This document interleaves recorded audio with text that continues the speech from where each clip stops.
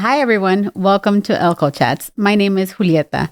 ElCo Chats is a regular podcast where we feature El Camino College graduates, students, staff, faculty, alumni, and managers to talk about all things El Camino College. And today I have the honor to chat with Darlin, who is a current El Camino College student. Welcome to ElCo Chats. Thank you so much.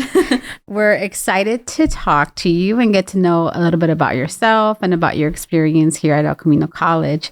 So first things first, tell us a little bit about yourself. Sure. So my name is Darlin Cano, and I was born in Guatemala. And I came here when I was 17 years old. Right now, I am like 23. And I just enrolled in college I think it was in 2022. So I've been here around like 1 year and a half. And at the beginning, it was pretty tough for me because because of the language, it was like really difficult for me to jump from high school and then being here. Because when I got to the high school, I just did like 2 years of high school. And then, so after I graduated from high school, I had to wait because of my status. So I couldn't get in college right after. And when I came here, it was like a different environment for me. First, because I didn't speak English very well. And second, because I didn't know how things would work in here. Like, I didn't know how to speak with my professors. I didn't have like any friends. And then I didn't know how the system works in here. Like, I mean, the education, I mean. And I think in my first semester, I almost failed all my classes because I wasn't sure enough about being here, being like getting like a higher education. I was sure that I wanted to be here, but I didn't know like my reason why I wanted to be here. And then after that, and because I was working too, so I was like part-time student and then like a full-time work. So saying that, like, it was pretty tough. It was like difficult, hard for me being engaged with people, with my classmates and with my professors. I can say that. Definitely sounds like a lot to navigate. And I think it's going to be things that we're going to get into as we continue to chat. But if I can ask you now, what exactly brought you to El Camino College? Why El Camino?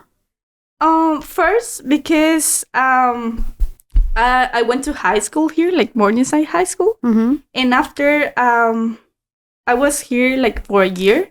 And then I moved out to Sacramento. But because I have a family here, so I always I was communicating with them. And one of my cousins, she told me I would like to go to college. And that's when I heard about El Camino. So she was like, "Oh, I'm going to this college because my professor say it's good. You can like take you have like a lot of different careers in here." And then I was like, "Oh, maybe I would like to move out to LA again and then go there with you." And that's how I ended up here. Like, I just apply and then I got in and I moved out here to live in here. And then I started like my journey here. So it sounds like you did a little bit of research and that's sort of what helped to make your decision to come to El Camino? Yeah, a little bit. I mean, I didn't know like a lot about colleges because I wasn't like involved in that. So like she was like maybe like the starting point, because she was like, "Okay, after I leave high school, then I'll go here." And I was like, I do know that I want to get a higher education, but I don't know like how. And I didn't know how to ask. And because I was graduated already, so I was like, I don't know where I can start, you know? And then like having her, it was like, "Okay, you can come with me." And I was like, "Yeah, I can go." So to be honest, like I didn't inform myself. I just was like, I'm gonna take this decision. I'm gonna go to college, and yeah, that's how I ended up here. And it sounds like when you ended up here, though, you did find some really good programs to connect you and support you. And we'll get into that a little bit later. But even making the decision to start college, and I know you've shared in a separate conversation that you are a first generation college student. So did you face any challenges when you first started? And what was that like? Yeah, like first, because I moved out here like by myself. I was living with my family, but it was different because I took the decision that I wanted to come to LA again, and I started like working, and then I started college.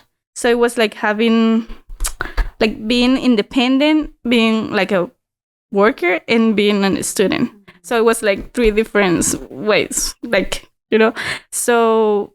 And being the first generation too, because like I didn't know how to get help, I think, even from my family, and because I didn't have like any friends, I didn't know anybody in here. And then it was like like again, I didn't know how to keep myself in here, but I ended up like finding really good professors.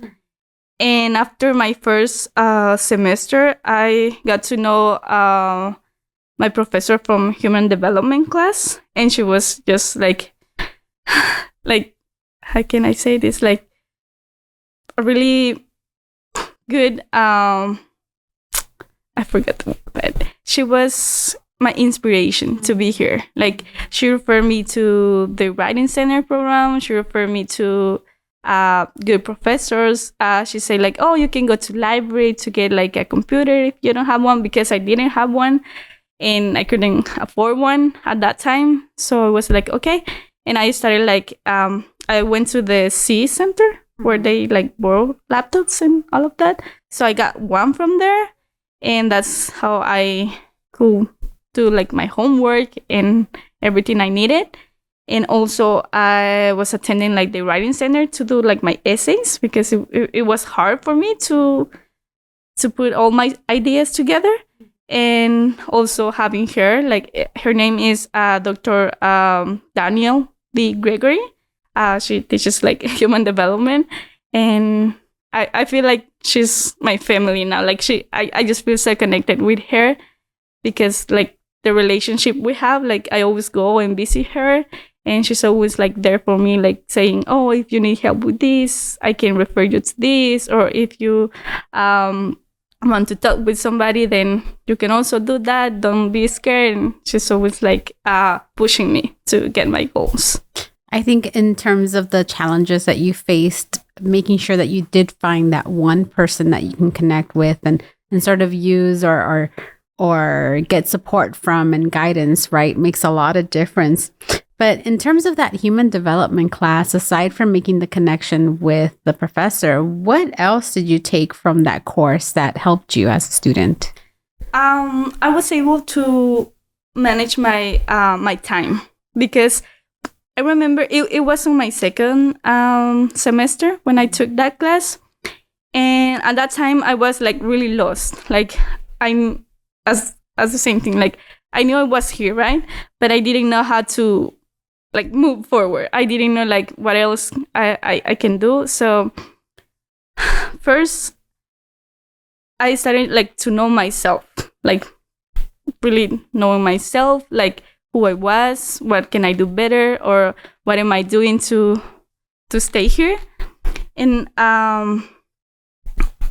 she was like, in that class I learned how to ask for help. I was like really a really quiet person. I didn't talk with anybody. I just came to school, to my class, and that's it. And I wanted to leave right after, because I was so scared to speak out because of my English. And then once I started like to do that, like with all the techniques that she teaches, So it was like, oh, I can do this. And no matter how I do it, I will do it. So I started to talk with my classmates. I started like asking for help, not just with her, but with my other professors.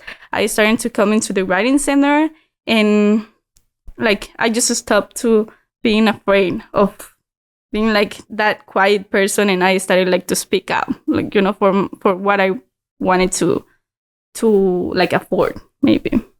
And I think in terms of her or having that relationship with her as a college professor and then connecting with other professors, that's a big deal. And I think it's something that a lot of students miss out on, the importance of connecting with a professor and seeking them for some help. So now that, you know, you learned a little bit about this in your human development class, how's your experience been with professors in your other classes, and how have they contributed to your college experience from your perspective?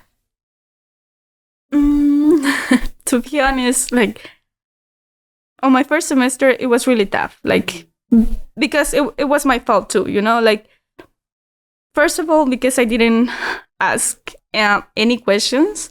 I didn't understand the material, and I was like just so confused about being in college. But like after on my second semester, when I took her class, I was like, oh, if I have a question, I can ask for help, you know? And I was like, okay, I'm going to be brave and I'm going to ask, no matter how I sound, I'm going to do it. So I started like going to the office hours. I started like asking for clarifications about the material, you know, like if I didn't understand something, I was like, can you please explain me this in different words? And they were like, of course, I can do it. They were also like happy to help me, you know. They say like, oh, you came to my office hours. Nobody does that. And they were like, oh, you need to do this like more often. And I was like, oh, I'm happy to be here actually, to get more time to know them, you know, because it's like you create a different relationship with professors. It's like, I can say like that's a really good, that's a really interesting like step that I took, because it made me more open. Like it made me like a better person, I feel, because I can take advantage of that time, like the time they offer. And I also enjoy to be there, like learning from them, hearing their stories, because they're humans too, like I am, and they were in my place one time. So I feel like going to the office hours, it has changed my life. I really like how you said, you know, that you went to their office hours and all you asked is, can you please explain this in different words? And so even though you said going to their office hours changed your life, I think it also was a reminder for them to show them how, you know, much help or how much support or how much guidance or how explaining something in other words is helpful for students. So I think you did a favor for them too by making that connection. And office hours are important. Getting to know your professors and asking for help is important as well. And very courageous of you to ask those questions. But you also mentioned the Writing Center as a resource. So what are some specific programs or resources at El Camino College that have been helpful for you? Besides the Writing Center? Mm-hmm. Or you can tell me a little bit more about the Writing Center too. Well, the first time I was there, I always hear like, oh, you can go there, and I was like, I don't want to go there. I don't want to know more people because I'm afraid, you know. And once I got there, it was like you go and say like, oh, I need help with my essay, or oh, I need help maybe with how can I say, like putting all your, maybe you have your ideas, maybe you have like your draft, but you don't know how to really like make it stronger. So they can help you with that. They are like, they sit with you and they say like, oh, well, what did you want like to say in here? And they're like, oh, we can add this, we can take this off, or tell me, like, forget about the paper, just tell me what you want to say. And that made me feel like I was able to do it, like, because I used to do all my essays in Spanish and then translate them to English. And it was like, this is I remember when I just turned in my first essay in my English class, and she was like, I'm not sure what did you try to say in here? Like, and I was like, it sounds good for me because I know what I wanted to say, you know? Right. So once I got in the writing center, they were like, oh, like you cannot translate everything just like, I mean, even if you have like an idea, you cannot translate that just like that. Just get all the words and put it on English. And I was like, oh, okay, I see it now. It wasn't like I was wrong. It was like just like the way I was doing it, it was different. So they were like, okay, we can work with that. And they were like, your ideas are fine, but we can use different words maybe. I remember one time I was like working on my essay, and they help you like, they give you like 30 minutes or 40 minutes to work with you. But after that, if you're not done yet, then you can get another another professor that can work with you. So it was like, I did that like 3 times because it was like really hard for me to do it. But after I finished, it was like a very good essay, you know, because I was putting my effort. I was putting my words, like what I wanted to say, but it was a stronger essay for me. So it was like, it wasn't, for me, it wasn't just like an essay. Oh, this is my work. It was like a goal. I feel like I always wanted to do it, and I always wanted to speak, but I couldn't do it because, like, I think communicating with someone like face to face is easier. But when you try to write something and say something, it cannot sound the same. So going there, it made me like clarify some ideas, not just for my essays, but for everything else that I wanted to say when I was like talking with someone. Right. Definitely as an English language learner, it sounds like it helps to help you organize your thoughts, right? Yeah. So definitely a big help. And aside from the writing center, I think you've mentioned in the past about utilizing services like EOP&S or the Honors Transfer Program. Can you tell me a little bit about how they contributed to your time at El Camino? Of course. The EOPS, I just joined them at the beginning of this year. So I always knew that El Camino has a lot of programs, but I didn't know like for what, you know, like what they can give, what they can give me. So because I always like to go to visit my counselors, I always like, even if I just have like one small questions, I always go. So I remember this counselor, she said like, oh, you know, we have the UPS program. They can help you like with money. They can help you with your classes. They give you like priority to enroll.